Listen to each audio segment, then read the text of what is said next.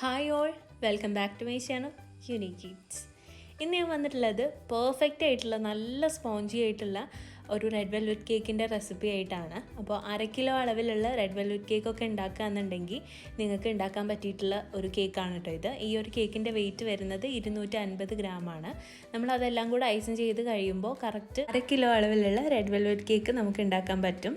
അപ്പോൾ ഈ ഒരു റെസിപ്പി ഫസ്റ്റ് ടൈമാണ് കേട്ടോ, വേറെ ആരും ഈ ഒരു റെസിപ്പിയിൽ ട്രൈ ചെയ്തിട്ടില്ല. മുകൾ ഭാഗമൊന്നും ഒട്ടും ഒട്ടാത്ത നല്ല സ്പഞ്ചി ആയിട്ടുള്ള കേക്കാണിത്. അപ്പോൾ ഇതെങ്ങനെയാണ് ഉണ്ടാക്കുന്നതെന്ന് നോക്കാം. അപ്പോൾ ഞാൻ ഇന്നലെ ഒരു ഗിവ് അവേയുടെ കാര്യം പറഞ്ഞിട്ടുണ്ടായിരുന്നു, ഒരു OTG ഓവൻ കിട്ടുന്നത്. അപ്പോൾ അതിൽ നിങ്ങൾക്ക് പാർട്ടിസിപ്പേറ്റ് ചെയ്യണമെന്നുണ്ടെങ്കിൽ ആദ്യം എൻ്റെ ഇൻസ്റ്റഗ്രാം അക്കൗണ്ട് ഒന്ന് ഫോളോ ചെയ്യാം. അതിൻ്റെ കൂടെ തന്നെ മേലെ ഈ കാണുന്ന വീഡിയോയുടെ ലിങ്കും കൂടെ ഞാൻ കൊടുത്തിട്ടുണ്ട്. ഫ്ലേവർ മാർട്ട് എന്ന് പറയുന്ന അക്കൗണ്ടിലാണ് കേട്ടോ ഇത് കൊടുത്തിട്ടുള്ളത്. എൻ്റെ ഇൻസ്റ്റഗ്രാം ID നേരെ താഴെയായിട്ട് ഗിവ് അവേ കോൺടെസ്റ്റ് എന്ന് പറഞ്ഞിട്ടുള്ളൊരു ലിങ്കിലാണ് കൊടുത്തിട്ടുള്ളത്. എൻ്റെ ഡിസ്ക്രിപ്ഷൻ ചെക്ക് ചെയ്താൽ നിങ്ങൾക്ക് മനസ്സിലാവും. ആ ലിങ്കിൽ കയറിയിട്ട് ഈ ഒരു വീഡിയോ കമൻറ്റും ലൈക്കും കൂടെ ചെയ്ത് കഴിഞ്ഞാൽ നിങ്ങൾക്കും ഈ ഒരു ഗിവ് അവേയിൽ പാർട്ടിസിപ്പേറ്റ് ചെയ്യാം. അപ്പോൾ നമുക്ക് എങ്ങനെയാണ് ഈ ഒരു ഈസി റെഡ് വെൽവെറ്റ് കേക്ക് ഉണ്ടാക്കാൻ നോക്കാം. അപ്പോൾ ആദ്യം നമുക്ക് അതിനാവശ്യമായിട്ടുള്ള ബട്ടർ മിൽക്ക് റെഡിയാക്കിയിട്ട് എടുക്കണം. അപ്പോൾ ബട്ടർ മിൽക്കിനായിട്ട് ഞാനിവിടെ എടുത്തേക്കുന്നത് 1/4 കപ്പ് പാലാണ് കേട്ടോ. തണുത്തിട്ടുള്ള പാലാണ് എടുത്തിട്ടുള്ളത്. നല്ല ചൂടുള്ള പാലെടുക്കരുത്, അങ്ങനെ എടുക്കുമ്പോൾ അത് ശരിക്കും കറക്റ്റായിട്ട് വരില്ല. ഇനി അതിലോട്ട് 1 ടീസ്പൂൺ അളവിൽ വിനാഗിരി ചേർത്ത് കൊടുത്തിട്ട് നന്നായിട്ടൊന്ന് മിക്സ് ചെയ്തെടുക്കാം. അപ്പോൾ വിനാഗിരി ഇല്ലയെന്നുണ്ടെങ്കിൽ നിങ്ങൾക്ക് 1 ടീസ്പൂൺ അളവിൽ ചെറുനാരങ്ങ നീര് ഒഴിച്ചു കൊടുത്താലും മതി. ഇനി അത് രണ്ടും ഇല്ലയെന്നുണ്ടെങ്കിൽ ഒരു 1/4 കപ്പ് അളവിൽ പുളിയൊന്നും ഇല്ലാത്ത തൈര് എടുത്താലും മതി.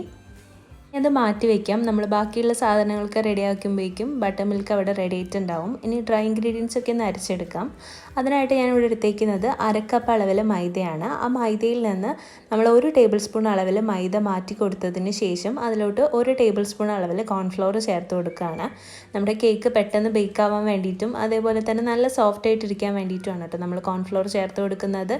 ഇനി അതിലോട്ട് ഒരു 1/4 ടീസ്പൂൺ അളവിൽ കൊക്കോ പൗഡറും 1/2 ടീസ്പൂൺ അളവിൽ ബേക്കിംഗ് പൗഡറും 1 പിഞ്ച് ഉപ്പും കൂടെ ചേർത്തതിന് ശേഷം നന്നായിട്ട് ഒരു പ്രാവശ്യം മിക്സ് ചെയ്തിട്ട് അങ്ങ് മാറ്റി വയ്ക്കാം.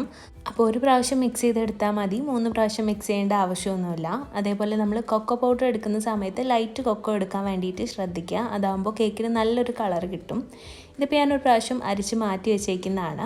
ഇനി നമുക്ക് വെറ്റ് ഇൻഗ്രീഡിയൻസ് റെഡിയാക്കാം. അപ്പോൾ ഞാൻ 2 മുട്ട എടുത്തിട്ടുണ്ട്. ഫ്രിഡ്ജിൽ നിന്ന് ഡയറക്റ്റ് എടുത്തിട്ടുള്ള മുട്ടയാണ് കേട്ടോ, എന്നാലും നമ്മുടെ കേക്ക് നല്ല സോഫ്റ്റ് ആയിട്ട് തന്നെ ഇരിക്കും. ഇനി അതിലോട്ട് 1/2 ടീസ്പൂൺ അളവിൽ വാനില എസൻസും 1 കപ്പ് അളവിൽ പൊടിച്ച പഞ്ചസാരയും കൂടെ ചേർത്തിട്ട് നന്നായിട്ട് ബീറ്റ് ചെയ്തെടുക്കാം. 1/2 കപ്പ് പൊടിക്കാത്ത പഞ്ചസാര എടുത്തിട്ടാണ് കേട്ടോ ഞാൻ പൊടിച്ചെടുത്തിട്ടുള്ളത്. ഇനി ഇത് നന്നായിട്ട് ആ ഒരു വിസ്ക് വെച്ചിട്ടൊന്ന് കൂട്ടി യോജിപ്പിച്ച് കൊടുക്കാം. അല്ലാന്നുണ്ടെങ്കിൽ നമ്മൾ ബീറ്റ് ചെയ്യുന്ന സമയത്ത് എല്ലാ ഭാഗത്തോട്ടും തെറിക്കും. ഇനി ഇത് ആദ്യം ലോ സ്പീഡിൽ ഇട്ടിട്ടൊന്ന് ബീറ്റ് ചെയ്യാം. പിന്നെ പതുക്കെ പതുക്കെ നമുക്ക് സ്പീഡ് കൂട്ടി കൊടുക്കാം. ഇനി നിങ്ങൾ വിസ്ക് വെച്ചിട്ടാണ് ചെയ്യുന്നതെന്നുണ്ടെങ്കിലും പെർഫെക്റ്റ് ആയിട്ട് തന്നെ കിട്ടും. അപ്പോൾ കുറച്ച് അധികം സമയം നമ്മൾ ബീറ്റ് ചെയ്യേണ്ടി വരും. ഒരു 2-2.5 മിനിറ്റൊക്കെ ബീറ്റ് ചെയ്യുമ്പോഴേക്കും ഈ ഒരു രീതിയിലോട്ട് നമ്മുടെ ആ ഒരു ബാറ്റർ കിട്ടും. ആ ഒരു മഞ്ഞ കളറൊക്കെ മാറിയിട്ട് നല്ലൊരു വൈറ്റ് കളറായിട്ട് കിട്ടും. അപ്പോൾ അങ്ങനെ ആയിക്കഴിഞ്ഞാൽ നമുക്കതിലോട്ട് ഡ്രൈ ഇൻഗ്രീഡിയൻസ് ചേർത്ത് കൊടുക്കാം. ഡ്രൈ ഇൻഗ്രീഡിയൻസും അതേപോലെ നമ്മൾ നേരത്തെ സെറ്റാകാൻ വെച്ചിട്ടുള്ള ബട്ടർ മിൽക്കും കൂടെ ചേർത്ത് കൊടുക്കാം.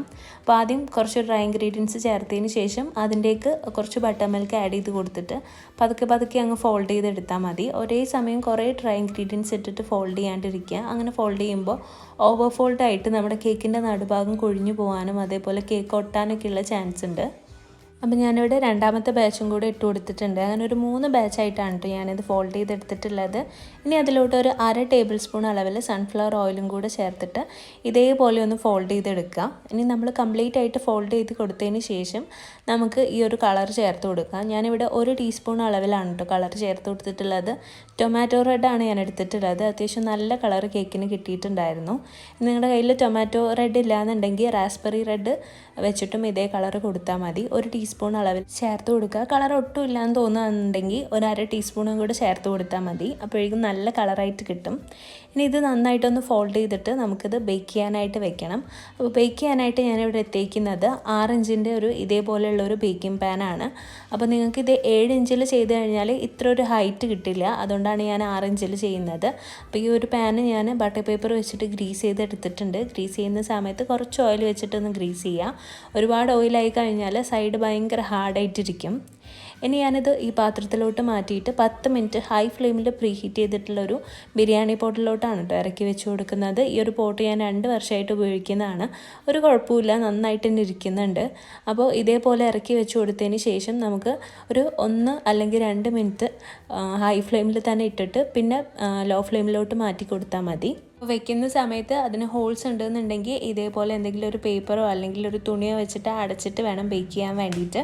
ഇനി 2 മിനിറ്റ് കഴിഞ്ഞതിന് ശേഷം ലോ ഫ്ലെയിമിലിട്ടിട്ട് ഒരു 30 to 35 മിനിറ്റ് വരെ ഇത് നന്നായിട്ടൊന്ന് ബേക്ക് ചെയ്തിട്ട് എടുക്കാം. ഇപ്പോൾ 32 മിനിറ്റ് ആയപ്പോൾ തന്നെ കേക്ക് നന്നായിട്ട് ബേക്കായി വന്നിട്ടുണ്ട്. അത്യാവശ്യം നല്ല കളറുണ്ട്. മേലെ ഭാഗമൊന്നും ഒട്ടാത്തൊരു കേക്കാണ് കേട്ടോ ഇത്. അപ്പോൾ ഇത് ഓൾറെഡി പാനിൽ വിട്ട് വന്നിട്ടുണ്ട്. ഇനി നമുക്കിത് ചൂടാറിയിട്ട് ഞാനിത് കാണിച്ചു തരാം. നമ്മുടെ കേക്ക് നന്നായിട്ട് കുക്കായി വന്നിട്ടുണ്ട്. ഒട്ടും ഒട്ടലൊന്നും ഇല്ലാത്ത നല്ല സോഫ്റ്റ് ആയിട്ടുള്ള കേക്കാണ്. അപ്പോൾ ഈ ഒരു കേക്ക് വെച്ചിട്ട് ക്രീം ചീസ് ഫ്രോസ്റ്റിംഗ് എങ്ങനെയാണ് ചെയ്യുന്നതെന്നുള്ളൊരു വീഡിയോ ഞാൻ നാളെ തന്നെ ഇടുന്നതാണ്. അപ്പോൾ ഈ വീഡിയോ എല്ലാവർക്കും യൂസ്ഫുൾ ആയി എന്ന് വിചാരിക്കുന്നു. വീഡിയോ ഇഷ്ടപ്പെട്ട് കഴിഞ്ഞാൽ ലൈക്ക് ചെയ്യുക, കമൻറ്റ് ചെയ്യുക, അതേപോലെ ഫ്രണ്ട്സ് ആൻഡ് ഫാമിലിക്കൊക്കെ ഒന്ന് ഷെയർ ചെയ്യുക. നമ്മുടെ ഗിവ് അവേയിൽ പാർട്ടിസിപ്പേറ്റ് ചെയ്യാൻ ആരും മറന്നു വേണ്ട.